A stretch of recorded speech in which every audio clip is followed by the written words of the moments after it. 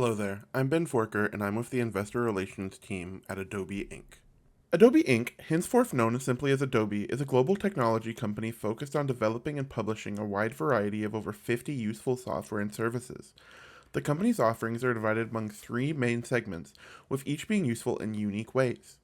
The first segment, and easily the most recognizable one, is the digital media segment.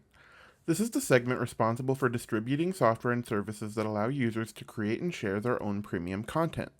The star of the segment is the Adobe Creative Cloud, a subscription-paid application suite featuring many industry-standard artistic softwares capable of enabling artists to make and share their work.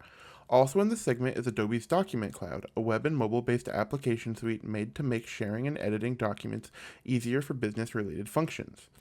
The second segment is known as the Digital Experience segment, and it stars the Adobe Experience Cloud. Not to be confused with the Creative or Document Cloud, the Experience Cloud encompasses applications made for web analytics and online marketing purposes. The final segment, the Publishing and Advertising segment, is pretty self-explanatory if you've been paying attention so far.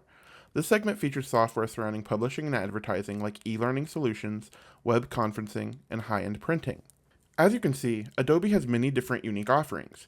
In fact, Adobe offers more than 50 different unique software as of 2025. The important thing to remember though is that no one person will likely need every Adobe software at once.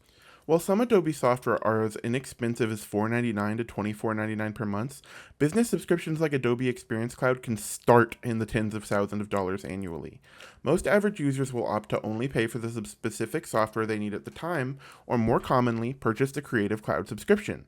This roughly $70 per month subscription fee gives you access to over 20 industry standard software, including, but not limited to, the photo editing software Photoshop, the video editing software Premiere Pro, the vector graphics software Illustrator, the PDF viewer and editor Acrobat, and most recently the generative AI software Firefly. This subscription is highly marketed both through advertisements, limited time offers, and education discounts.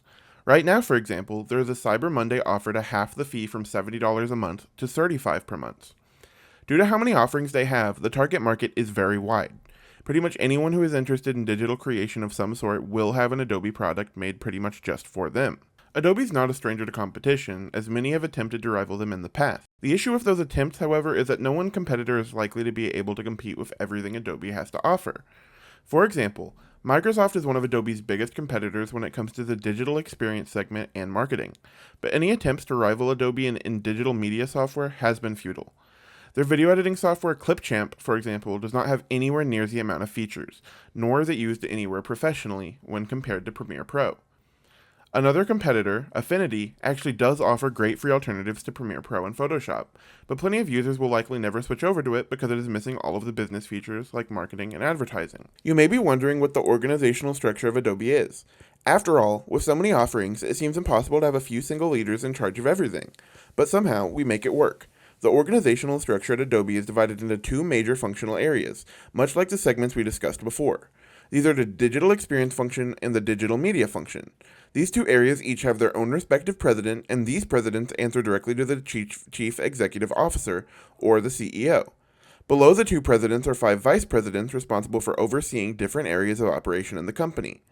These areas are marketing, finance, new product development, legal and government relations, and accounting. Directly quote Adobe, "Our mission is to change the world through personalized digital experiences and unleash creativity, accelerate document productivity, and power businesses in a digital world." Essentially, we wish to help all of our users make and share digital content of many varieties while maintaining a profit, of course. To be fully transparent, the ADBE stock has dropped over the last few months. If one were given $100,000 to invest on September 19th, 2025, they would be able to spend $99,890.07 on 273 shares of $365.90 priced Adobe stocks.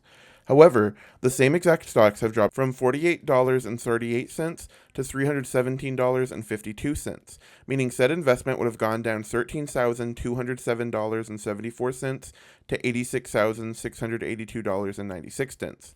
This is still a large amount, of course, and I assure you Adobe is still thriving as well. However, and this is off the record as far as my investor relations role is concerned, I believe this is due to generative AI. As the company continues to navigate a climate with so many different feelings about it, many people have been left with sour taste in their mouth about the situation.